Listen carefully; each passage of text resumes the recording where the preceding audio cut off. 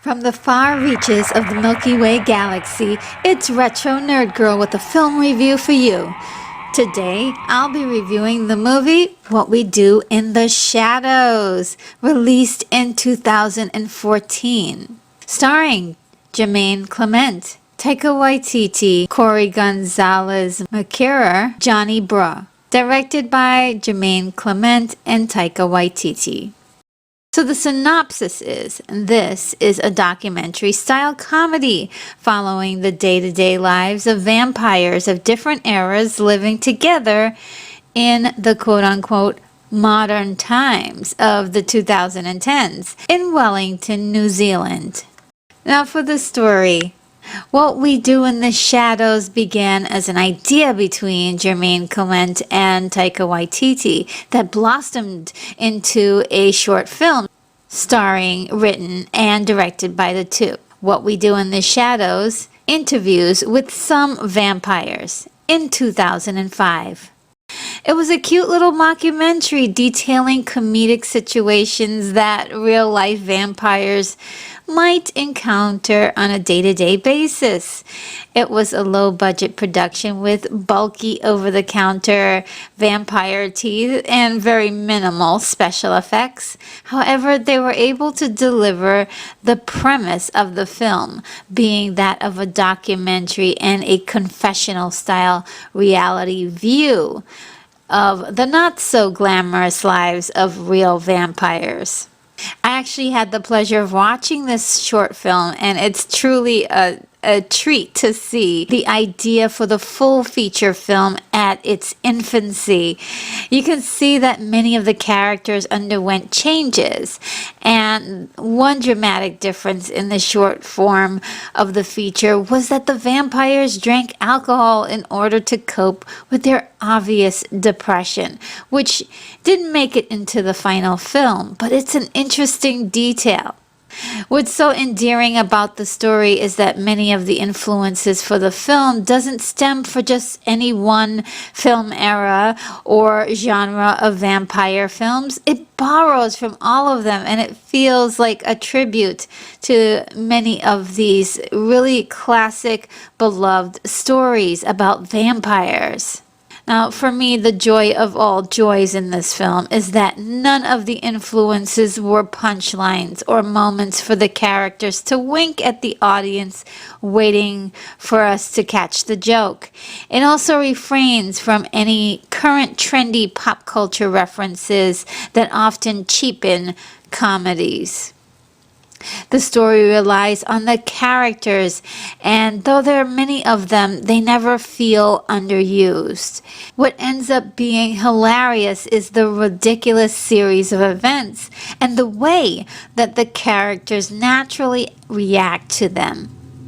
Now the pacing. At an hour and 26 minutes, the film feels longer than it is because there's a lot that happens in the film to so many characters. Somehow it all works in a beautiful symphony, making the pacing quite effortless. By the end, you just want to see more or even just rewatch the film. It's that good. The challenge. The challenge in this film are situational issues that emerge, and not particularly any one person or thing or villain. The empathy. The empathy in this film is less focused on the narrative, but more on the characters. The film begins with the vampire Viago talking to the camera, following him around in his home and observing his daily activities with his other vampire roommates. He's sort of a mother hen figure in the house, making sure that everything runs smoothly.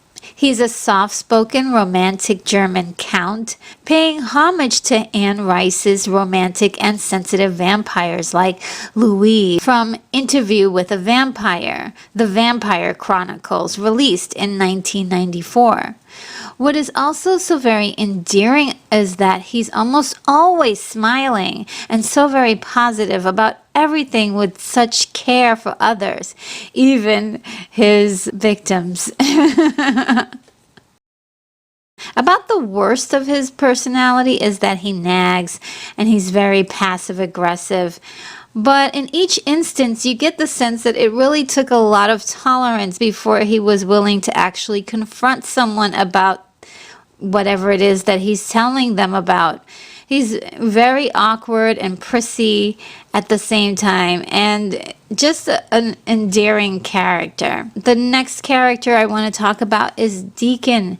He is a Romanian vampire from humble beginnings that became a Nazi and has a very devil-may-care elitist attitude. He's the youngest vampire in the house and adds a cocky edge to everything he does. He's a mix between Dracula from Van Helsing, released in 2004, Deacon Frost from the film Blade in 1998, donning the very same 90s leather pants, and a little dash of David from The Lost Boys, released in 1987. He seems like the ultimate unlikable character, but he has a sentimental side that is actually quite complex and even sometimes adorable.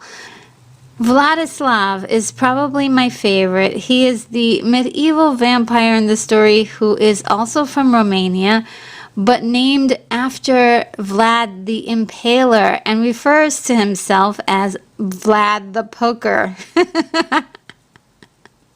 He resembles Dracula from Bram Stoker's Dracula, released in 1992, being a highly sensitive but moody vampire with a flair for the dramatics.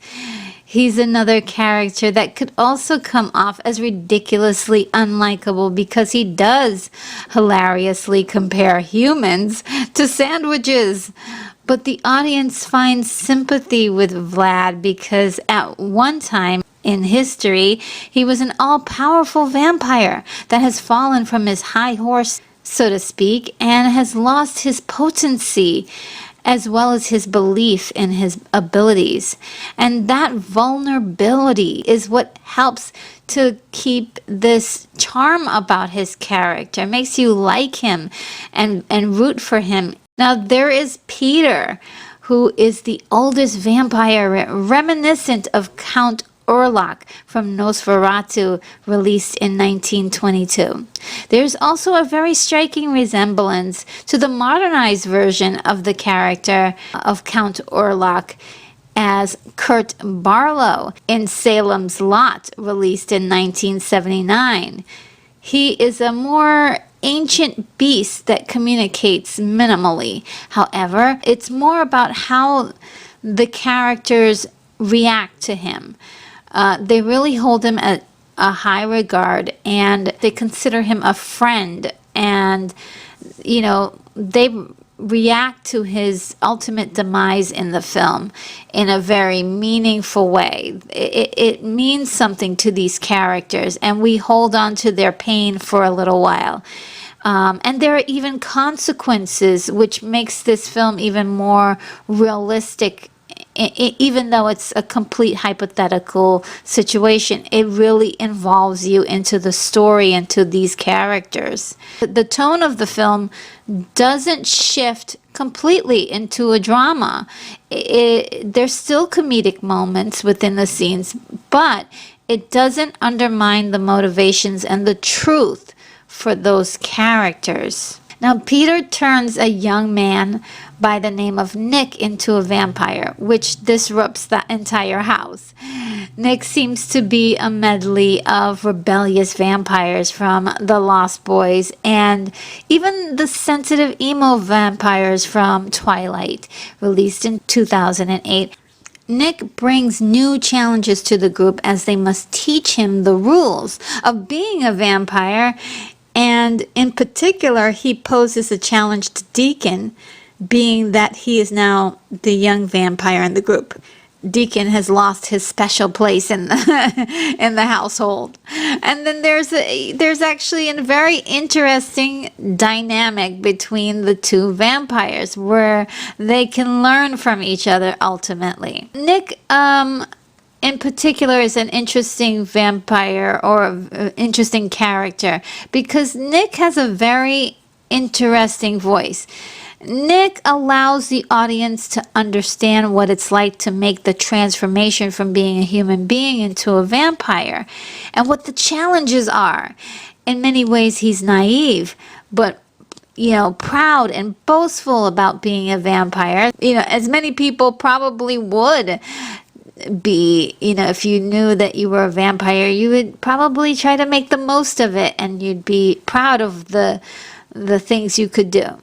But he often makes a lot of missteps along the way, and that puts everyone in the house in danger. Sometimes you don't like the character, and sometimes you really feel bad for him because he really doesn't know any better. So, what really makes him likable is that he has a very unique way of communicating with the audience in a very intimate way. As soon as he came on screen, you could just tell that he really has the right language to kind of talk to the camera as if it was like a reality TV or documentary format. And of all the characters, he just knew how to be more realistic with it. It felt more realistic with his character, which I really appreciated. And in his behavior, we begin to grow and to understand that deep down inside, all he really wants is to be a part of something, be a part of a family, where he feels like he belongs. He longs for acceptance ultimately. And that's what makes his character very, very likable. Nick also brings along a human friend by the name of Stu, in the fold of the vampires, they have made an agreement that they weren't going to eat him or devour him or drink his blood, whatever. Somehow this quiet, mild-mannered, all-around good guy becomes a very valuable member of the house and someone that the gang feels as if they need to protect.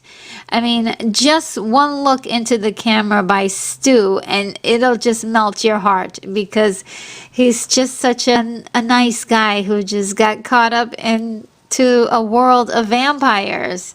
I don't want to go through every single character, but I just have to get through just one more character who is really awesome in the film.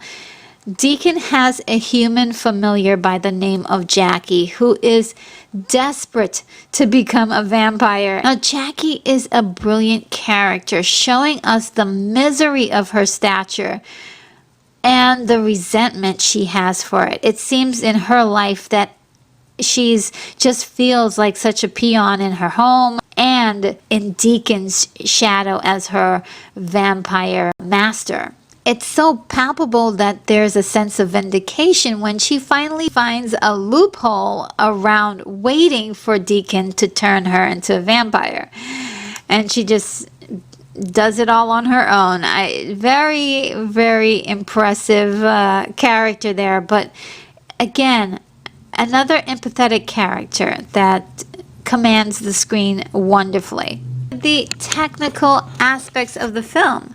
One of the coolest features about the film is the artwork that went along with the dialogue to help tell the legacy of these old characters and the depth to which their historic lore expanded. They used wonderful ink sketches, woodcuts, paintings, and even comedic photos to help to beautifully article what was being told as factual in the tale. More incredible detail was put into the art direction, the sets, the costumes, giving each character and setting the proper scene for comedy or drama, adding to the authenticity of the environment. There's some levitating and flying special effects and also some transformation visual effects, but it's all done very minimally. And so it's just enough to assist the story and not eclipse it by stealing the attention from the characters. Now, in particular, the music is very unique for this movie. It had a blend. There was a blend of whimsy and macabre to put like the cherry on top of this black comedy. The music had a very rich Eastern European flavor. Now, my enjoyment. It took 9 years to bring the film to the screen and 1 full year to edit it. And that was because there was 125 hours of footage that they had to whittle down to a 90-minute movie. Pretty impressive. But it paid off because the movie is enjoyable from front to back, and you could see it over and over in a loop, and it's absolutely fantastic. The film premiered at the Sundance Film Festival, and it received high critical acclaim. After a Kickstarter to actually fund the campaign to bring it to America, it seemed to instantly build a cult following and a fan base of people who couldn't stop talking about this little independent film that could. And it took me a while to see it, but when I finally did, it was such a surprise, revealing that the fabulously gothic life of vampires was not as glamorous as it appears on the movies. And I'm a huge fan of vampire movies. I love them, especially I love the older ones. And what really works for me in this film is that it has so many details, pulling in all those sources and how clever they are all placed in the story to make the moments hilarious and cute and fun. And besides having werewolves in the story, we have witches, zombies, demons, and they all exist in this very unique world. It's a movie that's told in 90 minutes, but it feels so expansive, with plenty of room for the audience to imagine more adventures after the film is over. And among all of this, every single performance was extraordinarily in sync with the comedy and dramatics. Again, this movie is about characters, and the actors were immersed in the motivations of their characters. For these characters, their world is real, and we are observers that they can interact with based on their ridiculous challenges. We get to be a part of the story, and that's what makes this so brilliant. With every laugh and every hilarious detail, with every trial and tribulation and folly, we grow closer to each character, cherishing every moment we got to spend with them until the end. My rating is a 9. Well, that sums up my review. I hoped you liked it, and if you did, I've got over 100 of these videos, so go on ahead and browse the channel and see if there's any more reviews from me that you might want to see.